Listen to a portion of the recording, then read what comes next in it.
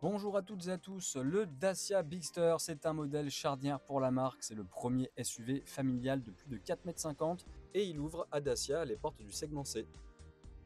Pensé comme une alternative abordable aux références établies, il combine une silhouette robuste, une habitabilité généreuse et une philosophie simple, offrir beaucoup d'espace et de praticité pour un tarif contenu. Basé sur la plateforme CMF-B, le Bigster reprend l'esprit du Duster en le transposant dans une version plus grande et plus polyvalente. Son objectif est clair, séduire les familles et les flottes à la recherche d'un SUV robuste et sans artifice superflu. Et pour notre essai d'aujourd'hui, c'est la finition extrême que nous découvrons, équipée du moteur mild hybride de 140 chevaux, associé à une boîte manuelle et proposée à partir de 28 600 €. Alors c'est parti pour la découverte de ce nouveau Bigster en voiture.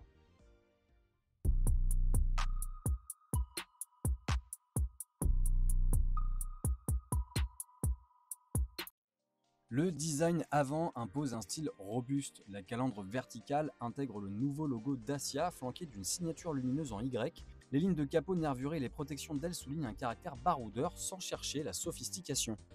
La version extrême reçoit des jantes alliage de 18 pouces au design spécifique et volontairement sobre. Ça privilégie la robustesse et le confort. Toujours à l'avant et de profil, le Bigster met en avant une garde au sol généreuse de 22 cm et des passages de roues marqués.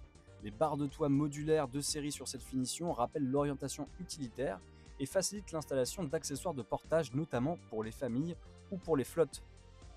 Et à l'arrière, on retrouve la même identité lumineuse en Y intégrée dans des feux horizontaux à LED qui renforcent la largeur visuelle. L'ambiance intérieure reste fidèle à la philosophie Dacia, c'est-à-dire fonctionnalité avant tout. La planche de bord intègre un double affichage numérique avec un combiné conducteur de 10 pouces et un écran central de 10,1 pouces pour l'infodivertissement. Le système MediaNav Live gère la connectivité et la navigation avec mise à jour prolongée. La finition extrême apporte des inserts bruns cuivrés et des tissus spécifiques, mais l'ensemble conserve un rendu simple, pensé pour durer plus que pour séduire. Et quand on passe à l'arrière, c'est sans doute là que le Bigster se démarque le plus. L'espace aux jambes est largement supérieur à la moyenne du segment grâce à l'empattement rallongé. La banquette fractionnée en 3 parties 40-20-40 apporte une vraie modularité, un accoudoir central, trappe à ski et dossier incliné. Pour 3, la largeur reste un peu juste mais acceptable sur de courts trajets. Les aérateurs arrière et les fixations isofix complètent un espace clairement pensé pour les familles.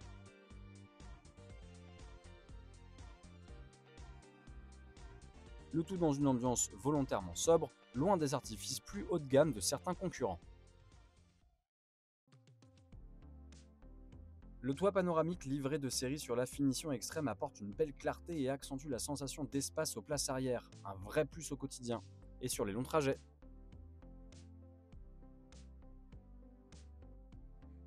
Le volume du coffre s'élève à plus de 600 litres en version mild hybride, ce qui le place parmi les meilleurs de la catégorie.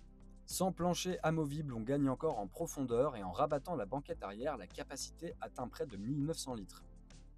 L'ouverture large et la banquette fractionnable facilitent le chargement d'objets longs. Seul bémol, le seuil reste assez haut et l'absence de haillons électriques sur cette finition pourra gêner certains utilisateurs. Mais pour une utilisation familiale et pratique, le Bigster coche énormément de cases, notamment celle de l'habitabilité et celle de la modularité. Au volant, la motorisation mild hybride de 140 chevaux privilégie l'efficacité au quotidien. L'hybridation légère ne permet pas de rouler en électrique, mais elle soulage le moteur thermique dans les phases de démarrage et de reprise, améliorant ainsi la consommation. Les suspensions offrent un bon compromis entre confort et maintien, et la direction reste précise même si l'ensemble n'atteint pas le raffinement de certains SUV plus chers.